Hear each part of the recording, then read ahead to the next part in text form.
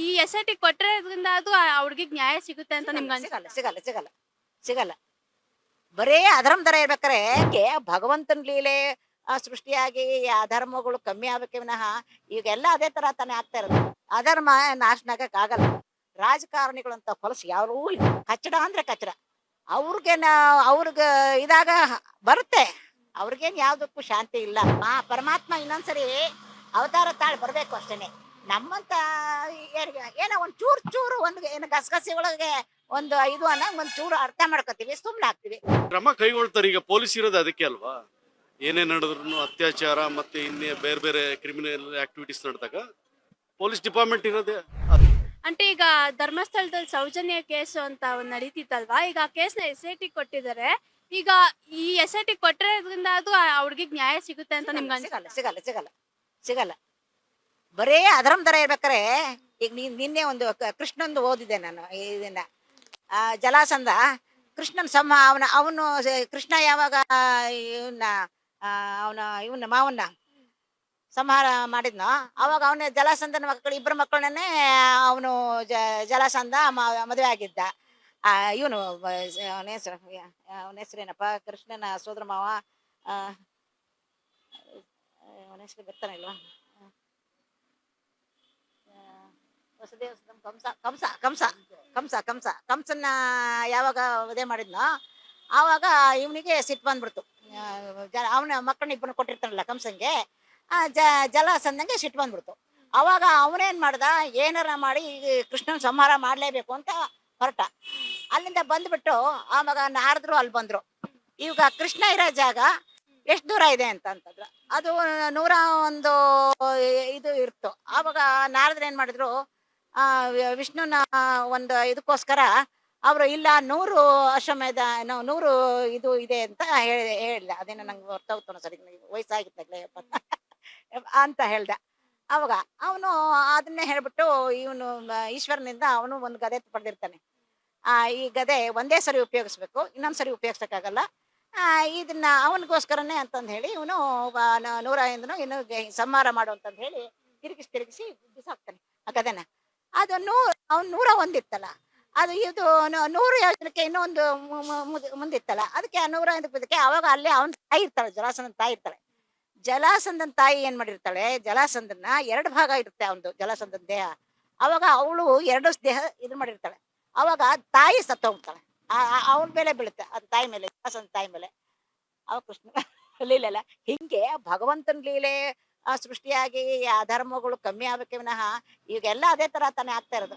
ಇವಾಗ ಇವೆಲ್ಲ ಆಗ್ತಾ ಇದಿಲ್ಲ, ಪ್ರಕೃತಿ ಎಲ್ಲ ಹಾಳು ಮಾಡೋದು, ಇವ್ರು ಬರೀ ಅದೇ ತಾನೆ, ಬರೀ ಅಧರ್ಮ ಅಧರ್ಮ ಅಧರ್ಮ. ಇದು ಹೆಂಗೆ ಆಗುತ್ತೆ. ನಾವಿನ್ನು ಏನು ಎಷ್ಟು ವರ್ಷ ಕಾಲ ನಾವೇನಿರ್ತೀವ, ಇರಲ್ಲ. ಅಧರ್ಮ ನಾಶನ ಆಗಲ್ಲ. ಈಗ ಬರೇ ಅವರೇ ಇರೋದು. ರಾಜಕಾರಣಿಗಳು ಅಂತ ಹೊಲಸು ಯಾರೂ ಇಲ್ಲ. ಮೇನ್ ಅವರೇ ಅವ್ರು. ಕಚ್ಚಡ ಅಂದ್ರೆ ಕಚ್ಚಡ. ಅವ್ರಿಗೆ ಇದಾಗ ಬರುತ್ತೆ.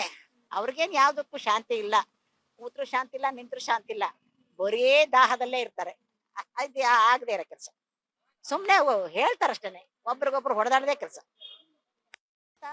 ಮತ್ತೆ ಸೃಷ್ಟಿ ಬೇಕಾದಷ್ಟು ಜನ ಮಾಡಿರ್ತಾನೆ. ಅವ್ರುಗಳಿಂದ ಧರ್ಮಿಷ್ಠರು ಧರ್ಮವಾಗಿರ್ತಾರೆ. 1 ವರ್ಷ ಅಷ್ಟೇನೆ ಅಲ್ವಾ? ಯಾವ್ದು ಸುಳ್ಳಿದೆ? ಯಾವ್ದು ಇಲ್ಲ ಅಲ್ವಾ? ರಾಮ ಕೃಷ್ಣ ಹಂಗೆ ಒಂದು ಅವತಾರ ಪುರುಷರು ಹುಟ್ಟಬೇಕು. ಒಂದ್ ಗೀತೆ ಹೇಳ, ಭಗವಂತ ಗೀತೆ ಸಾರ ಹೇಳ. ಪರಮಾತ್ಮ ಕೃಷ್ಣ ಸಾಕ್ಷಾತ್ ಕೃಷ್ಣನೇ ಲೋಕಕ್ಕೆ ಕರೆದೊಯ್ದ ದಿವ್ಯ ನಾಮಾಮೃತವಾದ ಗೀತೆ. ತಟ್ಟನ ಶಂಕೆ ಬಿಡಿಸಿದ ಗೀತೆ, ದೇಹವು ಅಸ್ಥಿರ ಆತ್ಮನಿತ್ತನ ಎನ್ನುತ್ತ ಮೆರೆಯುವುದು ಗೀತೆ. ಇಂದ್ರಿಯ ಗೆಲುವ ಬುದ್ಧಿಯಲ್ಲೇ ಅಲುಕದು ಎಂದಿತ್ತು ಗೀತೆ. ಕಷ್ಟದಿ ತಗ್ಗದೆ ಸೌಖ್ಯದಿ ಹಿಗ್ಗದೆ ಜೀವಿಸು ಎಂದಿತ್ತು ಗೀತೆ. ಫಲವ ಕರ್ಮವ ಮಾಡ್ಪೋ ಮರ್ಮವ ತಿಳಿಸಿದ ಗೀತೆ. ಫಲಗಳಪೇಕ್ಷೆ ಬಿಡುವರೆ ಶಾಂತಿಯ ಪೊಂದುವರೆ ಗೀತೆ. ಬುದ್ಧಿಯ ಕೆಡಿಸುವ ಪಾಪಕ್ಕೆ ಹೇತುವು ಕಾಮವು ಎಂದಿತ್ತು ಗೀತೆ. ಸಕಲವನೊಂದೇ ದೃಷ್ಟಿ ನೋಡುವರು ಜ್ಞಾನಿಗಳೆಂದಿಗೆ ಸಿದ್ಧಿಯ ಬಯಸಿತ್ತು ಗೀತೆ. ಧರ್ಮಕ್ಕೂ ಶಾಸ್ತ್ರಕ್ಕೂ ಮೀರದ ಕರ್ಮಿಯ ಯೋಗಿ ಎಂದಿತ್ತು ಗೀತೆ. ದಿಕ್ಕವು ಬೇರೊಂದಿಲ್ಲವೋ ಎಂಬುದನ್ನು ರಹಿತ ಗೀತೆ.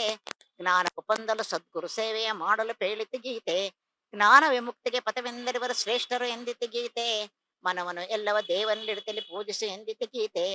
ಮಹಿಮೆಯನ್ನುಳ್ಳವು ವಸ್ತುಗಳೊಳಗೆ ದೇವನೆಹನೆಂದಿತ್ತು ಗೀತೆ. ಸ್ವಾಮಿಯ ಚರಣವ ಶರಣವ ನೆನಪಿಗೆ ತಾರಕವೆಂದಿತ್ತು ಗೀತೆ. ಪಾಪದಿಂಬಿಡಿಸಲು ನಾನೇ ಶಕ್ತನು ಎನ್ನುವ ಕೃಷ್ಣನ ಗೀತೆ. ಕೃಷ್ಣನ ಪಾರ್ಥನ್ ನೆಲೆಸೆಯ ಸ್ಥಳವೇ ಸ್ವರ್ಗವು ಎಂದಿತ್ತು ಗೀತೆ. ಗೀತೆಯ ಭಕ್ತಿಂ ಪಠಿಸಲು ಶಾಂತಿಯ ಬಂದವರೆಂದಿತ್ತು ಗೀತೆ. ಮನುಜನ ಇಹಪರ ಸೌಖ್ಯದ ಗುಟ್ಟನ್ನು ತಿಳಿಸುತ್ತ ಮೆರೆಯುವುದು ಗೀತೆ. ಶ್ರೀಕೃಷ್ಣಾರ್ಪಣಸ್ತು. ಅಮ್ಮ, ಈಗ ಒಂದಲ್ಲ ಎರಡಲ್ಲ, ಧರ್ಮಸ್ಥಳದಲ್ಲಿ ಹತ್ತತ್ರ 100 ಶವಗಳು ಪತ್ತೆ ಆಗ್ತಾ ಇದೆ ಅಂತ ವಿಚಾರ ಬರ್ತಾ ಇದೆ. ಈ ಸರ್ಕಾರ ಏನ್ ಮಾಡ್ತಾ ಇದಾರೆ? ಇದ್ರ ವಿಚಾರವಾಗಿ ಯಾವ ತರ ಕ್ರಮಗಳು ತಗೋಬೇಕು ಅವ್ರು ಅಂತ ನಿಮ್ಗೆ ಅನ್ಸುತ್ತೆ? ಹೇಳಿನಲ್ಲಮ್ಮ, ಪರಮಾತ್ಮ ಇನ್ನೊಂದ್ಸರಿ ಅವತಾರ ತಾಳ್ ಬರ್ಬೇಕು ಅಷ್ಟೇನೆ. ನಮ್ಮಂತ ಏನೋ ಒಂದ್ ಚೂರು ಒಂದು ಏನು ಗಸಗಸಿ ಒಳಗೆ ಒಂದು ಇದು ಅನ್ನಂಗ್ ಒಂದ್ ಚೂರು ಅರ್ಥ ಮಾಡ್ಕೋತೀವಿ, ಸುಮ್ನೆ ಆಗ್ತೀವಿ. ಯಾರಿಂದನೂ ಸಾಧ್ಯವಿಲ್ಲ. ಅವ್ರು ಅಂತ ಅವರು ಆವಾಗಿನ ಕಾಲದ ರಾಕ್ಷಸರಿಗಿನ್ನ ಕ್ರೂರಿಗಳು ಇವ್ರು. ಆ ಕೃಷ್ಣನ ಇದ್ರಲ್ಲಿ ಅವ್ರಿಗಿನ್ನ ಅಂತರ್ನೇ ಭಗವಂತ ಜಯಿಸಿದಾನೆ ಅಂತಂದ್ಮೇಲೆ ಈ ಮಹಾ ಎಲ್ಲ ಏನು ಬಿಡು. ಅಧರ್ಮ ನಮ್ಮ ಧರ್ಮ, ನಮ್ಮ ಧರ್ಮೋ ರಕ್ಷತೆ ಹಂಗೆ ನಾವು ಎಷ್ಟರ ಆಗ್ಲಿ ಪೂರ್ತಿ ಆಗದೆ ಇದ್ರು ನಮ್ಮ ಇವ್ರು ಬಂದು ನಾವು ಸ್ವಲ್ಪನಾದ್ರು ಮಾಡ್ಕೊಳ್ಳಿ. ಸ್ವಲ್ಪ ಒಂದು 100 ಒಂದು 10-15 ನಾವು ಅಂತ ಕ್ರೂರತ್ವ ಹೋಗೋದ್ ಬೇಡ. ಒಂದ್ ಸ್ವಲ್ಪ ಧರ್ಮ ಪಾಲನೆ ಮಾಡು, ನಮ್ ಕೈಲ ಅದನ್ನ ಮಾಡು ಅಷ್ಟ್. ನಮ್ಗ ಅಷ್ಟು ಸಾಕು ಅಲ್ಲ. ಹೇಳಿದ್ರೆ ನಾವು ಅಧರ್ಮಕ್ಕೆ ಹೋಗೋದ್ ಬೇಡ ಅನ್ನೋ ಒಂದು ದೃಷ್ಟಿ ಹೇಳಿದೆ ಅಷ್ಟೇ. ಸರ್, ಈಗ ಧರ್ಮಸ್ಥಳದ ಕೇಸು ನಮ್ ಸರ್ಕಾರ SIT ಅವ್ರು ಕೊಟ್ಟಿದಾರಲ್ವಾ, ಇದು ಯಾವ ಮಟ್ಟಕ್ಕೆ ಸರಿ? ನಿಮ್ಗೆ ಏನ್ ಅನ್ಸುತ್ತೆ ಇದ್ರ ಬಗ್ಗೆ? ಕೊಟ್ಟಿರೋದೇ ತಪ್ಪೇನಿಲ್ಲ. ತನಿಖೆ ಬೇಕಾದ್ರೆ ತನಿಖೆ ಆಗ್ಲಿ ಬಿಡಿ. ಅದಕ್ಕೇನಂತೆ ನಾವು ಯಾರನ್ನೂ ದೂಷಿಸಕ್ಕಾಗಲ್ಲ. ಈಗಲೇ ತನಿಖೆ ನಡೆದು ಅದು ವರದಿ ಬಂದ್ಮೇಲೆ ಇಂಥವ್ರು ಅಂತ ಹೇಳ್ಬೋದು ಅಷ್ಟೇ. ಇವಾಗ SIT ಕೊಟ್ಟಿದಾರಲ್ವಾ ಸರ್ಕಾರ, ಇವಾಗ್ಲೇ ಅದಕ್ಕೂ ನ್ಯಾಯ ಸಿಗುತ್ತೆ ಅಂತ ಅನ್ಸುತ್ತಾ ನಿಮ್ಗೆ? ನಾವು ತನಿಖೆ ಮಾಡಿದಾಗ ಅವಾಗ ಯಾರನ್ನ ತಪ್ಪಿತಸ್ಥ ಅಂತ ಕಂಡು ಬಂದಾಗ ಅವಾಗ ನ್ಯಾಯ ಸಿಕ್ಕಿದಂಗೆ ಅಲ್ವಾ.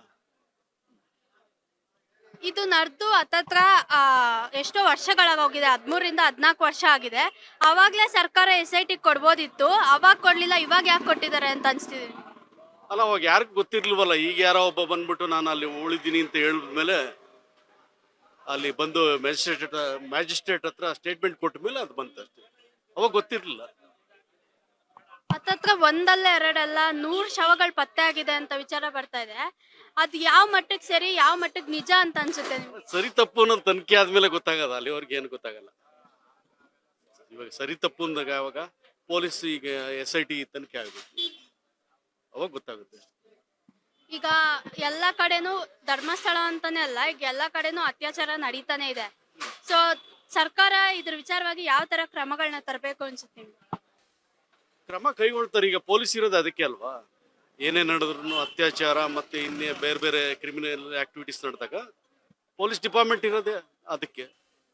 ಡಿಪಾರ್ಟ್ಮೆಂಟ್ಗೆ ಗೊತ್ತಾದ್ರೆ ಕ್ರಮ ಇದು ತಗೊಳ್ತಾರೆ. ಮತ್ತೆ ಧರ್ಮಸ್ಥಳ ವಿಚಾರವಾಗಿ ಧ್ವನಿ ಎತ್ತವ್ರು ಎಲ್ಲರಿಗೂ ಕೂಡ ಜೀವ ಬೆದರಿಕೆ ಆಗ್ತಾ ಇದಾರೆ ಅನ್ನೋ ವಿಚಾರನು ಕೇಳಿ ಬರ್ತಾ ಇದೆ. ಅದ್ರ ಬಗ್ಗೆ ಏನ್ ಹೇಳ್ತೀರಾ? ಅಲ್ಲ, ಅದ್ರ ಬಗ್ಗೆ ನನಗೆ ಅಷ್ಟೊಂದು ಮಾಹಿತಿ ಇಲ್ಲ. ಬಟ್ ಆತರ ಜೀವ ಬೆದರಿಕೆ ಹಾಕಿದ್ರೆ ತಪ್ಪಾಗುತ್ತೆ ಅದು. ಈಗ ಕೊನೆದಾಗಿ ಸರ್ಕಾರಕ್ಕೆ ವಿಚಾರವಾಗಿ ಏನ್ ಹೇಳಕ್ ಇಷ್ಟಪಡ್ತೀರಾ? ಏನಿಲ್ಲ, ಸರ್ಕಾರ SIT ಫಾರ್ಮ್ ಮಾಡಿದ್ರೆ ತನಿಖೆ ಆಗ್ಬೇಕಷ್ಟೇ. ಯಾರು ತಪ್ಪಿತಸ್ಥರು ಅಂತ ಈಗಲೇ ಹೇಳಕ್ಕಾಗಲ್ಲ. ಈಗಲೇ ಒಂಥರ ಇವರು ತಪ್ಪಿತಸ್ಥರು ಅಂತ ಹೇಳೋದು ಸರಿಯೂ ಇಲ್ಲ. ಅದು ಮಾಡ್ಲಿ ಬಿಡಿ. ತನಿಖೆ ಮಾಡಿದ್ಮೇಲೆ ಯಾರು ಅಕಸ್ಮಾತ್ ತಪ್ಪಿತಸ್ಥರನ್ನ ಕಂಡು ಬಂದ್ರೆ ಆಮೇಲೆ ಸರ್ಕಾರಕ್ಕೆ ಒಂದು ಇದಿರುತ್ತೆ, ಕ್ರಮ ಕೈಗೊಳ್ಳೋದಕ್ಕೆ ಅಧಿಕಾರ ಇದೆ. ಈಗ SIT ಅವ್ರ ಇನ್ವೆಸ್ಟಿಗೇಷನ್ ಮೇಲೆ ಯಾವ ರೀತಿ ಭರವಸೆ ಇದೆ ನಿಮ್ಗೆ? ನಾವು ಭರವಸೆ ಇಡ್ಲೇಬೇಕಲ್ಲ. ಇದು ಸಮಾಜದಲ್ಲಿ ಪೊಲೀಸ್ ಇರೋದೇನಕ್ಕೆ? ನಮ್ಮ ರಕ್ಷಣೆಗೆ. ಪೊಲೀಸ್ ಮೇಲೆ ಭರವಸೆ ಇಡ್ಲೇಬೇಕಲ್ಲ ಅಲ್ವಾ. ಇನ್ಯಾರ ಹತ್ರ ಹೋಗ್ತಿರೋ ರಕ್ಷಣೆಗೆ? ನಾವು ಯಾರ ಹತ್ರ ಹೋಗ್ಬೇಕು ಹೇಳಿ? ಫಸ್ಟ್ ಏನೇ ನಮ್ಗೆ ಘಟನೆ ನಡೆದಾಗ ಏನೇ ತೊಂದರೆ ಆದ್ರೂ ನಾವು ಹೋಗೋದೇ ಪೊಲೀಸ್ ಸ್ಟೇಷನ್ಗೆ, ಭರವಸೆ ಇಟ್ಟೇ ಹೋಗೋದು.